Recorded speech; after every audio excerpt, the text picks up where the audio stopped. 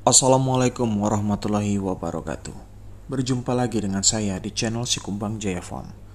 Apa kabar para pemirsa? Mudah-mudahan Anda diberi kesehatan oleh Yang Maha Kuasa.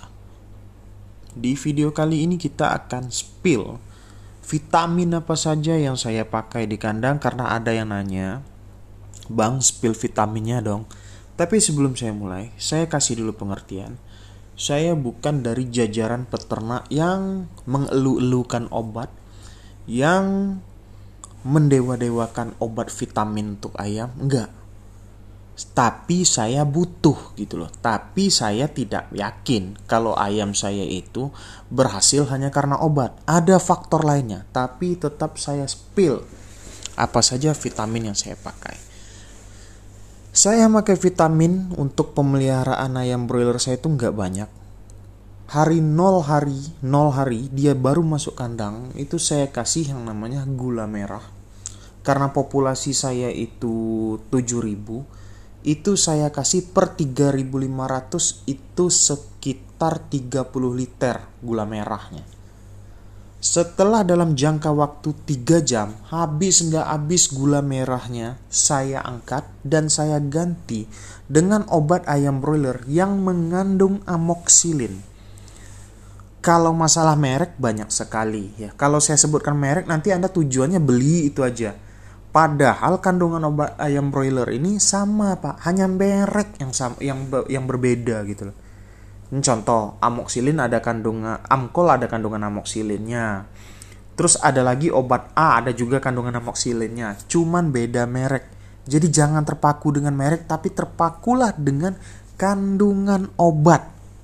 Nah, oke. Obat yang mengandung amoksilin itu saya berikan selama 4 hari atau 5 hari berturut-turut. Dengan tujuan apa? Supaya pencernaan ayam itu terbebas dari yang namanya bakteri dan penyakit. Karena amoksilin ini sifatnya antibiotik Pak ya. Apalagi ayam broiler itu kalau masih kecil, ususnya itu perlu yang namanya penjagaan ekstra.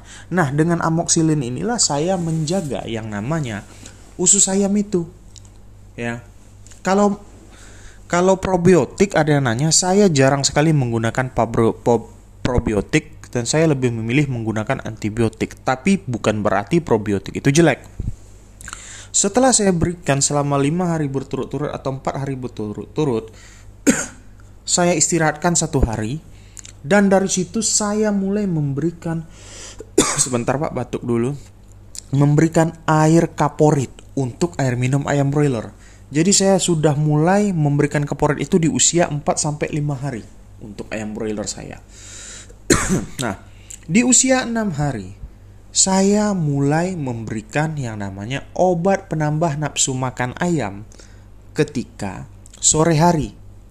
Dan dipadukan dengan manajemen, yaitu membangunkan ayam broiler di tengah malam dengan rajin supaya feed intake-nya tercapai.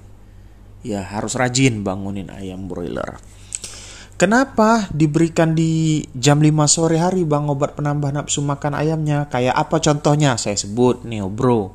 Saya itu nggak ada Pak yang kira-kira obatnya harus ini, enggak. Apa obat yang diberikan PT, saya lihat kandungannya. Oh, ternyata ini begini. Begitu kalau jadi peternak Pak. Jangan harus Anda beli obat dari luar gitu loh. Jangan gitu. Kecuali obat dari luar itu bisa menambah keyakinan Anda dan ternyata sukses, silakan saja, itu hak Anda. Nah, kenapa saya didik ayam itu minum obat penambah nafsu makan ayam di sore hari dan reaksinya akan muncul di malam hari? Di saat ayam broiler meminum yang namanya obat penambah nafsu makan ayam, nafsu makannya kan akan naik. Otomatis apa? Suhu tubuhnya juga naik. Bayangkan kalau ayam broiler itu saya didik menambah nafsu makan ayamnya dari siang atau pagi. Ketika dia besar, maka tubuhnya akan terbiasa panas di siang hari, ditambah lagi yang namanya suhu yang sangat panas. Ini akan menyebabkan kematian mendadak pada ayam broiler dan head stress. Ketika ayam broiler sudah mulai beranjak sekitar umur 14 hari, itu saya mulai memberikan yang namanya elektrolit. Bisa Vitastress, Supralit bisa, berikan sampai umur 21 hari. Kalau obat penambah nafsu makan ayam yang tadi yang saya bilang, itu tetap Anda berikan per 4 hari jeda sehari, per 4 hari jeda sehari ya. Karena kenapa? Ginjal ayam perlu kita istirahatkan. Dan ayam broiler itu sebenarnya nggak butuh banyak vitamin, Pak. Kalau kelebihan vitaminnya, dia akan buang lewat kotorannya. Oke, setelah di umur 25 hari, misal 21 hari, 25 hari, ayam broilernya kan sudah gemuk luar biasa itu. Badannya sudah tumbuh. Nah, kalau bagi saya, kayak elektrolit itu sudah nggak cukup lagi gitu untuk ngatasin yang namanya panas ayam broiler. Saya mesti padukan dengan yang namanya penyemprotan mandiin ayam di siang hari, pakai kipas angin, dan saya pakai obat yang mengandung paracetamol untuk menurunkan panas ayam broiler di siang hari. Ini keyakinan saya, mau ditiru atau enggak itu terserah Anda. Saya berikan jam 10 pagi atau jam 9 pagi supaya siap ketika ayam menghadapi panas di jam 11 ke atas. Oke. Nah, ketika ayam sudah menjelang panen 27 hari, saya akan hentikan yang namanya obat-obatan yang bersifat antibiotik, Pak, kecuali ayam itu sakit ya. Karena kenapa? Kalau saya berikan antibiotik itu saya khawatir nanti malah organ tubuh ayamnya itu rusak dan ayam itu malah ada kejadian mati mendadak karena ayamnya sudah terlampau gemuk. Dan intensitas ayam broiler buat saya bangunin itu sudah saya kurangin, Pak.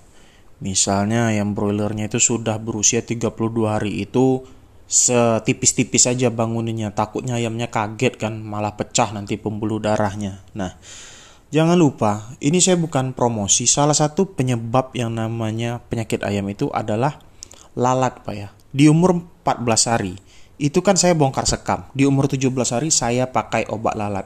Anda nggak mau beli obat lalat saya, terserah. Pakailah obat lalat yang lain. Gunanya apa? Supaya lebih ramah lingkungan dan ayam broiler Anda itu lebih minim terkena penyakit.